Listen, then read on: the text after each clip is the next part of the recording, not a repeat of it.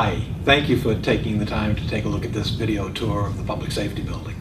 We recognize that not everyone has the time to come and view the building in person, so we wanted to take a few minutes and walk around the station to give you an idea of some of the space constraints and needs that we have so that you can make an informed decision when it comes time to vote on the referendum.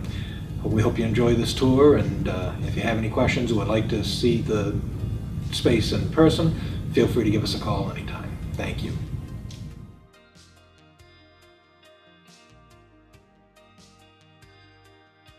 You're looking at the men's locker room at the police station, which was adequate at the time that we built the building, but the lockers are very small and the number of them are limited, which is not adequate for our needs today or into the future. This is the evidence technicians area, where we process all of the evidence that we bring in from crime scenes. There's a lot of equipment in this area, and as you can see, we're overwhelmed in terms of the need for space. We have things piled in corners and areas where they really shouldn't be.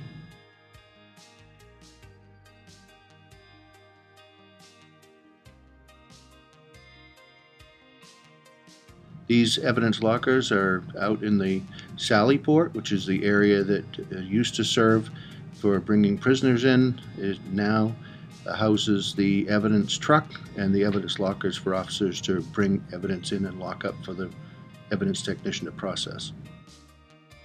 This started its life as a lunchroom and now is filled with file cabinets, the intoxilizer, because we no longer have an area for booking or intoxilizer use, and also for training. So at any given time, people could be looking for files, having lunch, and processing somebody for operating under the influence.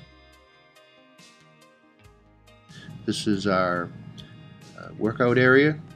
The equipment was all purchased by the union, and this gets a tremendous amount of use over the course of a day. This is the issue room, where we used to keep riot gear and things like that needed to be issued out at any given time. It's now an area that we put a lot of things that we don't have other places for. As you can see, we have a lot of ceiling tile issues with leaks and so forth.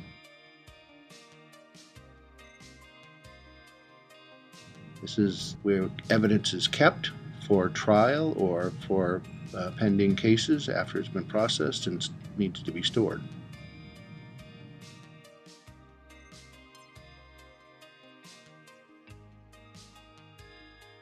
The area that you're looking at was originally designed as a mechanical space, not designed for a workspace at all. Over time, we had to move computers and network systems there, and then ultimately, with some special enforcement folks that had no place to work, we had to put office equipment and use that space for that unintended purpose. The ladies' locker room only has 5 lockers in it, which was adequate at the time that we built the building in 1989. We have several more female employees at this time, and this is an area that is completely crowded and has the same issue as the men's locker room in terms of the size of the lockers for the equipment that folks need today.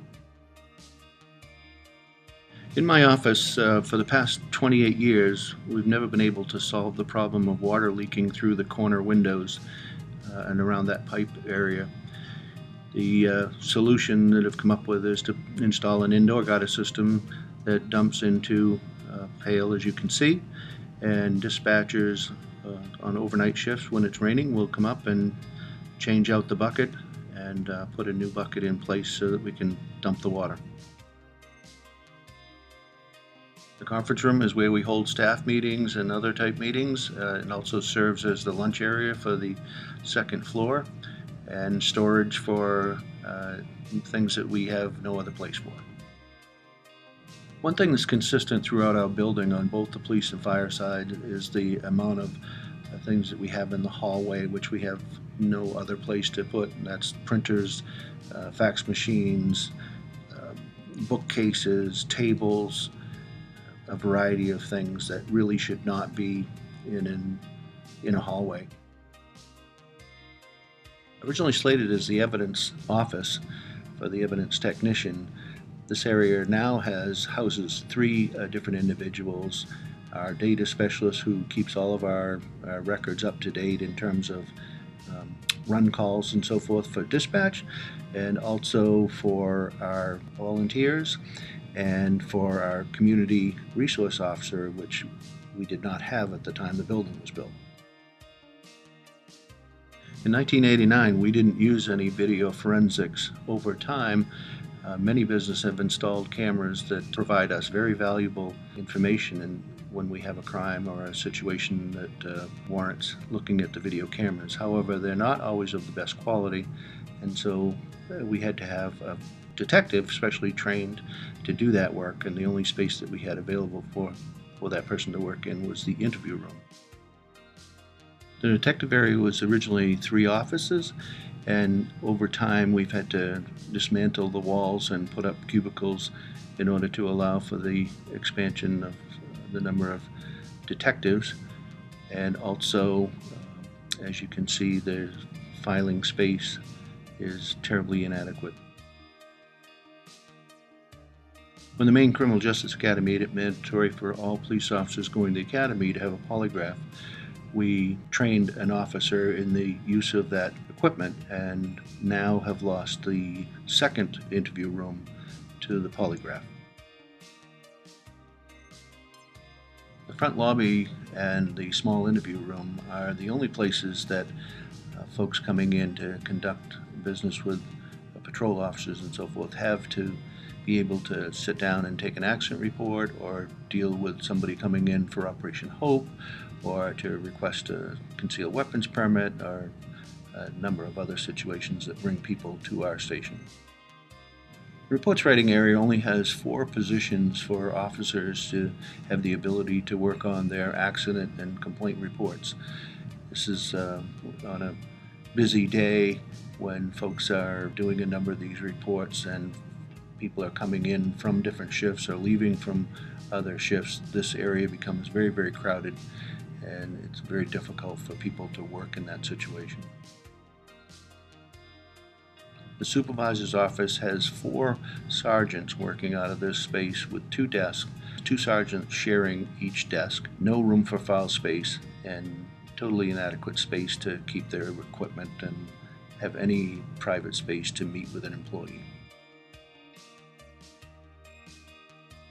Our public safety dispatchers handle 911 calls from Old Orchard, Buxton, and Scarborough, and dispatch completely for Scarborough and Old Orchard. The configuration in the room is such that it's difficult for dispatchers to communicate with each other and also keep an eye on the front lobby window. And with the open kitchen break area, becomes very distractive for those that are carrying on vital communications with officers, firefighters, EMS folks, and the general public. Our telephone and radio communications area is very, very small and difficult for technicians to do the work that they need to do to keep our communications up and going.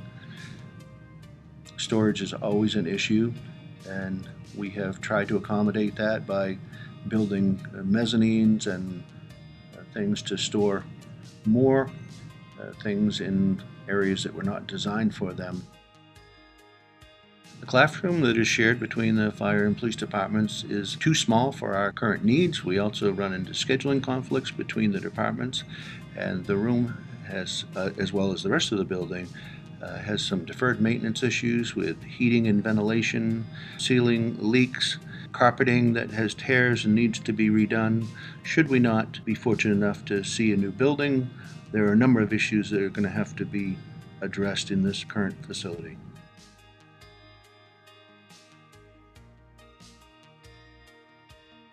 The space you're looking at now started out as the Engine 7 call company office on the fire side. Right now it houses the duty officer, the captain that runs the on-duty shift, and there are also 2 other individuals that share 2 workstations in here, so that we've got 3 people in what was essentially a very small office to begin with. This office belongs to the Deputy Chief of Operations, Glenn Deering, and it is located in what used to be the jail of the old police department before the 1989 addition. There are no windows in this office. It is a concrete cell, and we actually had to cut a ventilation hole and put a small fan in just to grab some ventilation from the outside hall for it to be an inhabitable space. One of the biggest challenges on the fire side is open area to meet. This conference table is tucked in the entranceway to the classroom and is the only place where we have developers, contractors, and architects come in to meet with the fire prevention professionals to discuss multi-million-dollar plans, all crowded in a hallway right beside the restrooms that are constantly being used. One of the creative solutions to our dramatic space needs has been the creation of the Fire Prevention Office made of file cabinets. This space was designed to give the fire prevention officer at least a little bit of privacy in what was a hallway. The file cabinets form the basis of a room, and we put a small partition on top, and this is where he is able to do his plan reviews and meet with clients that don't require the large conference room. The fire department has 2 administrative assistants who share a combined space, which started its life as the public safety dispatch area when the fire and police first started a joint center in 1972.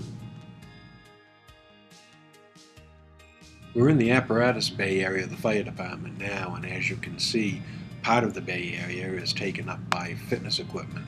The department, like the police department, is trying to put a very big emphasis on physical fitness and well-being, and with no other place in the facilities, the crews are forced to exercise in the bay areas.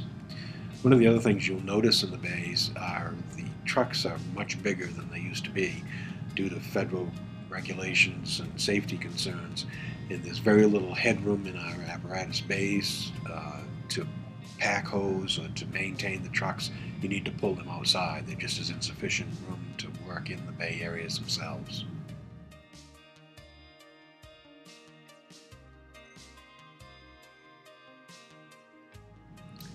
We're very blessed that we have a number of firefighters that are skilled at small engine repairs and a number of things that we might otherwise have to contract or spend money to do on the outside. This is the small closet that we have now where we have tools and the ability to work on a workbench and maintain our own equipment. It's important for the public to remember that when firefighters are on duty, they are so for 24 hours at a time. This really is their home for a full 24 hours when they're on shift. So we do provide a small kitchenette area and what we call a day room where they're able to relax in the evening and do some studying in between calls and other training and educational opportunities.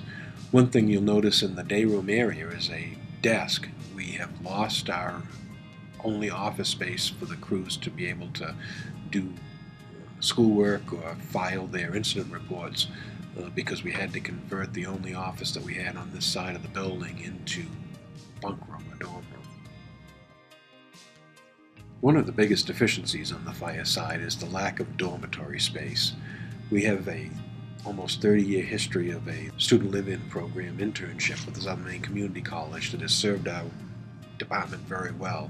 It's a mutually beneficial relationship with the community college where college students live in our stations and act as call members, responding to calls and bolstering our manpower. Unfortunately, in our busiest station here at Oak Hill, where we have the greatest need, we don't have any space at all to accommodate any of the students. In our current configuration, we have just enough bunk space for the on-duty full-time crew that mans our ambulances and the fire truck here at Oak Hill. Well, thank you very much for spending this time with us and taking the opportunity to view this tour. Hope it's been informative for you, and we hope we've been able to show you what some of our concerns are as we've gone around the building. Again, as Chief Thurlow told you in the beginning, if you would like to have a personal tour, we're more than happy to show you around the building. So please, we're here 24 hours a day. Please feel free to drop by anytime. Thank you.